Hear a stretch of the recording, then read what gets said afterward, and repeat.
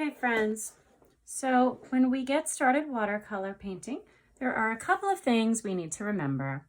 Number one, it's our setup. So whenever we paint, we want to make sure we have a placemat on our table, protecting our table and making sure that it's easier for us to clean up later. This placemat will look dirty after a while. They're not always going to look clean, and that's okay. We're going to keep reusing them until they're super duper messy. Next is our work, our artwork, our paper to paint on. We'll need a watercolor pan palette, and they may look different. Some of them are different brands. Some of them have 16 colors, some of them have 8. So whichever one we are using that day is what you'll have in front of you. Of course, you need a paintbrush as well, and we need a cup filled about halfway with water. Please don't overfill the cup because then we could have more possibilities of spilling. And last but not least, we need a paper towel. Okay. So first thing I want to show you is that this brush is dry, my paper's dry. I just opened my paint. The paint is dry right now. So I touched the paint and I'm not getting any color on my brush. It's dry. So we want to use water to activate this paint. So what we're going to do is we're going to dip our brush in the water, swirl it around, let it get soaked in there. And we never want, when we pick our paintbrush up, it might be drippy. We never want to tap on the edge of the cup, because when we tap on the edge of the cup, we might spray our neighbor with water and splash people or splash people's artwork. And remember, friends, we want to make sure that we treat everyone the way we want to be treated, and we would not want our artwork getting ruined by someone else's messy tapping, and we would not want to get wet either. So please be careful about that. So we dip and then we drip on the lip of the cup like this. It's like petting the edge of the cup. Dip and drip on the lip. Dip and drip on the lip. Now my paintbrush is wet, so now I need to use the water to activate the paint. So I'm going to go into my blue here, and notice how I'm touching the paint. This is really important. Pretend your paintbrush is like a ballerina and you just want to dance on your tippy toes here, okay? Or you can think of it like tickling with a feather. Some people like that as well to remember. We never want to jam the brush into the paint or scoop it or use it like a spoon. That's really bad for the paintbrush. So let me show you the parts of the brush that are really important. The brush here is called the bristles. The metal part is called the ferrule.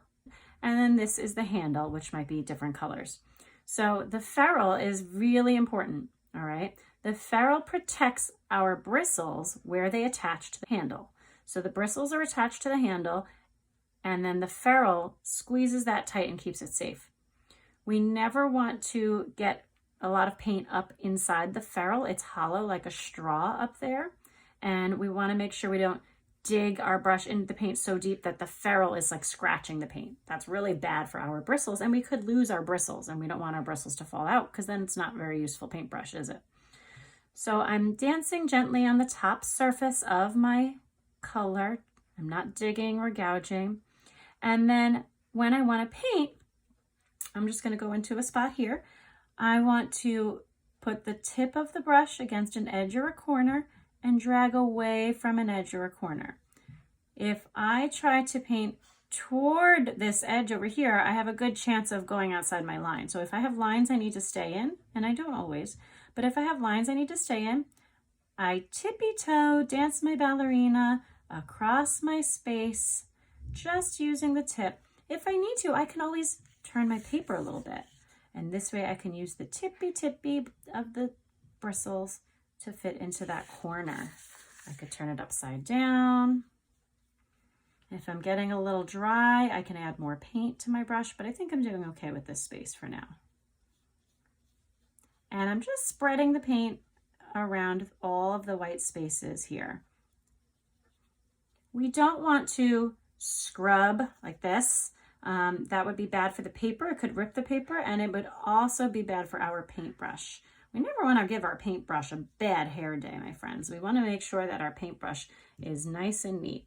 So when I clean my brush, I am going to tap it on the bottom of my water cup. You could see it's bouncing down there, and that just helps clean out all of the paint from the bristles. Just like if we shampoo our hair, we scrub it in a little bit like that, okay? Now I want to pick a different color. Maybe I'll go into orange this time. When my paintbrush has a color on it, unless I'm using the same color again, I need to clean my brush. If I go right over to orange right now, I'm gonna have a really, really dirty orange, and it's gonna be really messy, and my orange friend will be very, very sad and covered in blue, and then I can't use orange anymore. So first I need to clean my brush in the cup, dip and drip on the lip, and switch to my new color and wet this one because this is the first time I'm using this color. So again, I'm just petting it gently, like tickling with a feather or a ballerina dancing on her toes.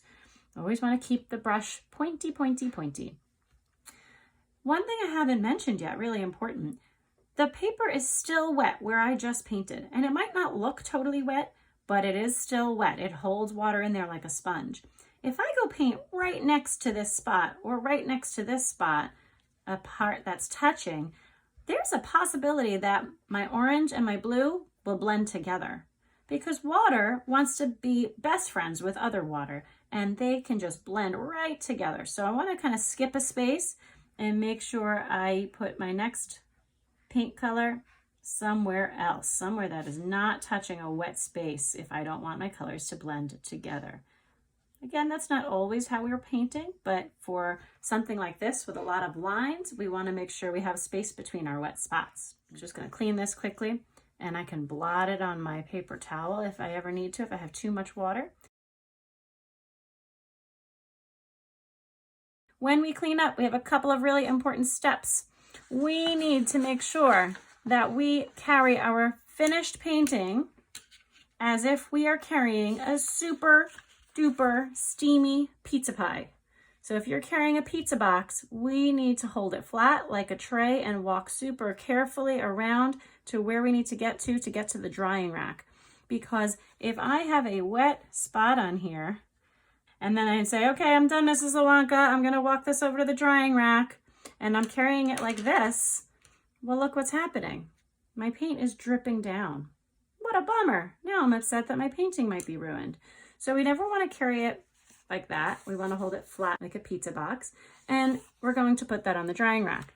We clean our paintbrush, drip on the lip of the cup. And if it needs it, if it's really dirty, we might need to clean it in running water at the sink as well. And then you're going to put it down in whatever container your teacher lays out for you. So I prefer them laying down, taking a nap, rather than standing up in a cup, because then again, it protects the ferrule. That water isn't dripping down in here. I like to dry them laying down, take a nap, okay? Next, we're going to carry our tray of watercolors open. This is another thing that tends to be a little different than some other teachers do it. I like to keep these open so they dry a little bit faster and they don't get sticky.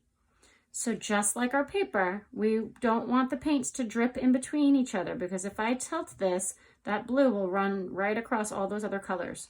So we'll keep it open and we'll carry it like a hot pizza box and we'll lay it down on the table or counter or shelf that we have been assigned to put them on, please. Okay, so if we have that away and we have this away and we have this away, let's see what's left. Well, now we have to take our water cup to the sink, dump it, rinse it, and leave it upside down to dry. We're going to put our placemat back. Remember, we will reuse these. So again, you'll have a place to put that. So put that back. And then we will wipe up any spills and throw out our paper towel. Then when you're done, you should be sitting quietly in your art seat. Or if you see someone needs help, it would be wonderful if you were a good team player and you helped them out as well. And make sure everyone is being safe in the studio.